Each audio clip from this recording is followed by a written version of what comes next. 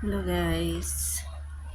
Ito nag-start at nagre-ready na naman kami ng aming tinda. Pakita ko lang sa inyo kung saan kami nagtitinda. Kita niyo to guys. Sa ano lang to ng ate ko. Sa ano kami, bahay ng ate ko. Yan, nagre-ready na kami.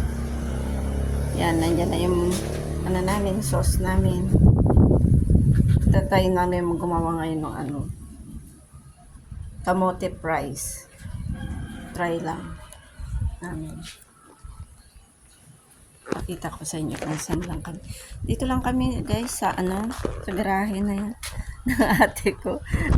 Dito kami nagpwesto ng aming lutuan pag ganitong oras. Ayan. Dito lang tayo. Ayan na. Ayan. Nalagay kami ng upuan ng ng mga maghihintay ng ng pag-order sila. May croquette kami, french fries, kikiam, baseball, siomay, lumpia. May mga iba pa pero hindi pa namin nilalagay kasi ka-start pa lang namin na gawin. Ayan. Pag may kakain, dyan may isang table kami para sa kainan. Ayan. Lagyan na ng gamit namin. Yan kami nagluluto. Garahe lang to guys. Kita mo, garahe nila ate. Nilagyan lang ng pandong.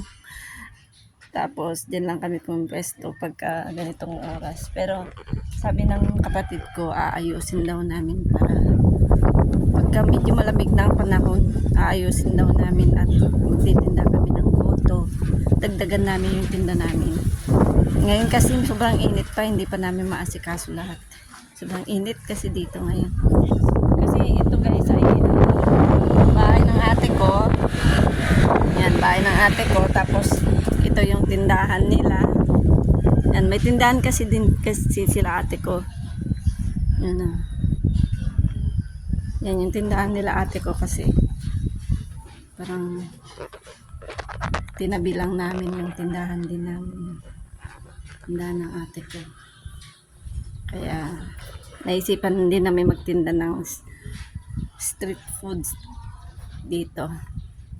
Yan. Yun lang.